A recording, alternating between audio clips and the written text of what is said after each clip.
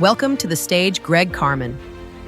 Greg's journey from a one-room schoolhouse near De Smet to founder of one of the nation's most advanced railcar operations is a testament to perseverance, vision, and community spirit. In 1988, he purchased a struggling railcar repair shop in Sioux Falls and transformed it into Midwest Railcar Repair, later building a state-of-the-art facility in Brandon. He also founded CarMath Inc., a railcar leasing business now run by his son.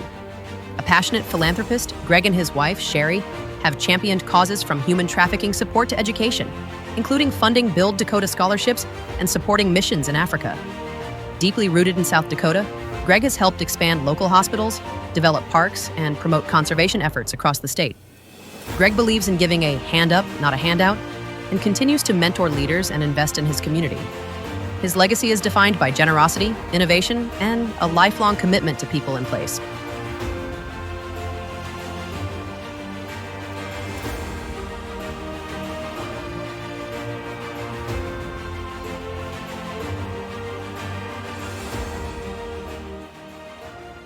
Well, it's pretty obvious I drew the short straw following Johnny B.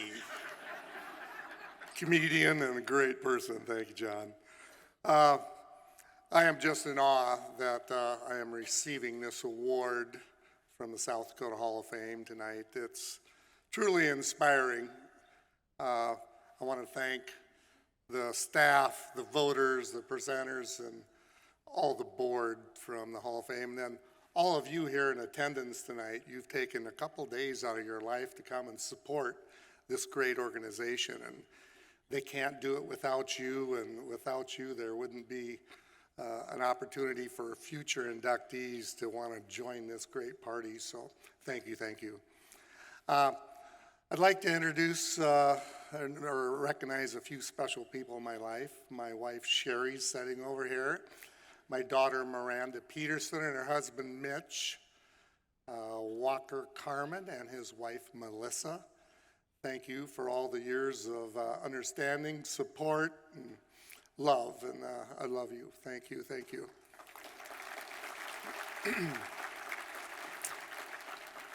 Kind of struggled, and there's so many stories in 71 years, and it's like, what do you talk about? And I think my story, I almost changed it walking up here, but I think it's about core values. We grew up in a small farm northwest of De Smet, and when I was born in 1954, Brother Steve was 2.5. We had a 1 or 2 bedroom farmhouse, no running water, no insulation. And then a year and 1 week later, my mom had triplets. So she had 4 of us in diapers with then a 3.5-year-old, and I'm sure he was very wild. But as we grew up on that busy little farmhouse, and no Pampers, she was a saint. We would stay busy doing something at all times. We had the one-room schoolhouse they mentioned, but one teacher. There was no preschool, there was no kindergarten, 8 grades for one teacher, and in one room about 20 by 20. And we'd pull our desks around for first, second, third grade, and 4, 5, 6 of us, and our teacher worked with all of us. And it was a great education in life because you learned how to appreciate all your neighbors. You knew all their families, all their pets, and it was such an upbringing that it instilled a set of core values in you that if you shied away from those, you weren't being you. And about the 5th grade, they closed our little school, and I went to the big scary city of De Smet. Graduating in 72, I got into auto body after that. A couple years later, it's like, I'm not sure this is having a nice hot rod car is all that cool. So I met this wonderful person by the name of Frosty Tibbetts.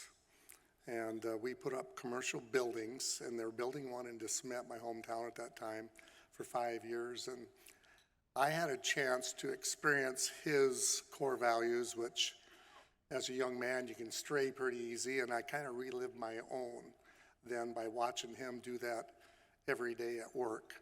People just loved to be around Frosty. He was honest and kind, and He had all the things on his shirt sleeve that you ever needed as a young man. He was about my dad's age and loved him to death. And anyway, after about 5 years, I moved on and got involved in rail car repair, which became my business that I flourished in.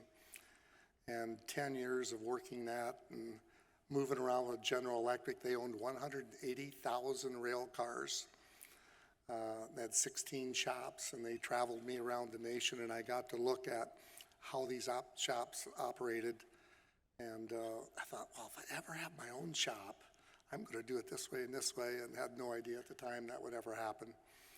And lo and behold, in Kansas City, I got to know the president and the officers of General Electric, and they said, Greg, we're closing Sioux Falls. I said, well, I want to buy it. So I had an opportunity to prove to myself and disprove them that there is foreign business around Sioux Falls. And so I took this little 15-man shop, which was all outdoors, and showed the bank I could make a lot of money. And then for some foolish reason, the bank decided to give me millions of dollars and build a state-of-the-art facility in 1999. And I had to mortgage my wife and both my kids, but I knew at some point they're going to realize getting interest payments on their debt's much more expensive having these three. So luckily I didn't need to do that, and we flourished into this expanding business, and currently have 185 people building and refurbishing railroad cars. I met a gentleman, Bob Matthiasen, during this process, and he was a 1 in a million find. Another gentleman, about like Frosty, just kind, and everybody wanted to be around him, and he worked the inside, and I was able to go out and bring in new customers from around the nation. And after all those years of love, we built quite the business together. And David Smoke, I want to recognize him. He's been with me 30 years. I've been retired for 15 years. So it's given me an opportunity to go out and get involved in all these boards and foundations and fundraisers, and which gets really infectious. After a while, you build Dakota board where we've given away 4,400 free ride scholarships to VOTEC schools in South Dakota, which support small towns. It's just, and communities. It's just absolutely amazing. But due to his ability to wear many hats and ingenuity, he's continued to keep us a world-class operation in the United States out of 300 and some repair facilities. I'd also like to recognize my son Walker. I used to have paper files for everything, and he combined 2 of our railcar leasing companies into one, electronically destroyed, I guess, all my other paper records, and it's somewhere in the cloud now. And thanks to all his efficiencies, it's been wonderful. But a word to future inductees: if you've heard my story and where we came from, you can do it. Come up with a good plan, find a partner, have a mentor in America. If you've got work ethic, you're willing to get your hands dirty and work hard, and you have integrity, you will succeed. So thank you very much, Hall of Fame and audience tonight.